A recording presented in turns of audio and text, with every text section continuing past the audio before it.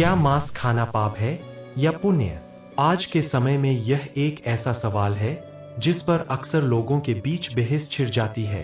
कोई इसे सेहत के लिए जरूरी बताता है तो कोई इसे बेजुबान जीवों पर अत्याचार कहकर पाप मानता है। लेकिन मृत्यु के बाद के रहस्यों को उजागर करने वाले हमारे पवित्र हिंदू ग्रंथ गरुड़ पुराण में इसके बारे में क्या लिखा है?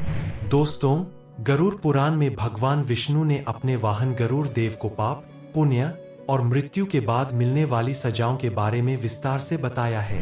आज के इस वीडियो में हम जानेंगे कि गरुड़ पुराण के अनुसार मांस खाने वाले व्यक्ति का मृत्यु के बाद क्या हश्र होता है। गरुड़ पुराण के अनुसार यह पूरी सृष्टि और इसमें रहने वाले सभी जीव ईश्वर की ही रचना है। हर प्राणी के अंदर उसी परमात्मा का अंश वास करता है। इसलिए गरुड़ पुराण में स्पष्ट रूप से बताया गया है कि केवल अपनी जीभ के स्वाद के लिए किसी निर्दोष जीव की हत्या करना या उसका मांस खाना एक बहुत बड़ा पाप है। भगवान विष्णु गरुड़ जी से कहते हैं कि जो मनुष्य अपने शरीर का मांस बढ़ाने के लिए किसी दूसरे जीव का मांस खाता है, उससे बड़ा पापी इस संसार में कोई और नहीं है। प्रकृति ने इंसानों को जीवित रहने के लिए तरह तरह के अनाज, फल और सब्जियां दी है। फिर भी अगर कोई इंसान किसी जीव की हत्या करके उसे खाता है तो यह प्रकृति के नियमों के खिलाफ है। अब सवाल यह आता है कि ऐसे लोगों को मृत्यु के बाद क्या सजा मिलती है। गरुड़ पुराण में बताया गया है कि जो लोग जीवन भर मांसाहार करते हैं, मृत्यु के बाद यमराज के दूत उन्हें भयंकर यातनाएं देते हैं। ऐसे लोगों की आत्मा को कुंभीपाक नाम के नरक में ले जाया जाता है। यह नरक इतना भयानक है कि वहां खौलता हुआ तेल होता है।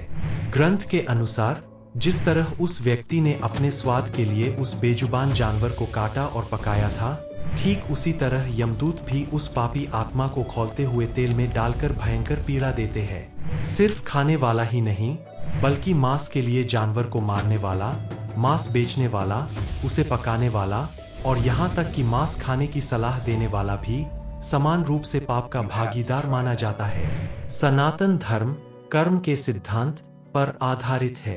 आप जैसा बीज बोएंगे वैसा ही फल आपको काटना पड़ेगा। गरुड़ पुराण के अनुसार जब कोई जीव कटता है तो उसके अंदर से जो डर और तड़प की ऊर्जा निकलती है वह उस मांस में बस जाती है। जब कोई इंसान उस मांस को खाता है तो वह उसी नकारात्मक ऊर्जा और पाप को अपने शरीर में डाल रहा होता है। इसका परिणाम यह होता है कि मांस खाने वाले व्यक्ति को अगले जन्म में कई तरह की भयानक बीमारियों और शारीरिक दुखों का सामना करना पड़ता है।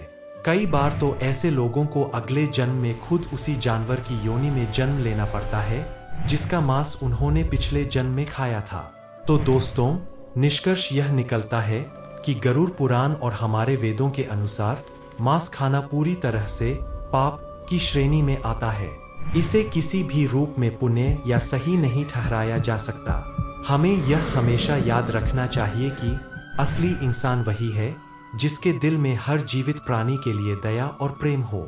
ईश्वर ने हमें यह जीवन दूसरों की भलाई के लिए दिया है, न कि दूसरों की जान लेकर अपना पेट भरने के लिए। अगर आपको आज का यह वीडियो ज्ञानवर्धक लगा हो और आपने इससे कुछ नया सीखा हो तो वीडियो को एक लाइक जरूर करें। अपने दोस्तों और परिवार के साथ इसे शेयर करें ताकि उन्हें भी यह जानकारी मिल सके। गरुड़ पुराण और सनातन धर्म से जुड़े ऐसे ही और रहस्यों को जानने के लिए हमारे चैनल को सब्सक्राइब करना ना भूलें। कमेंट बॉक्स में जय श्री विष्णु जरूर लिखें। मिलते हैं अगले वीडियो में एक नई जानकारी के साथ। तब तक के लिए अपना ख्याल रखें। धन्यवाद।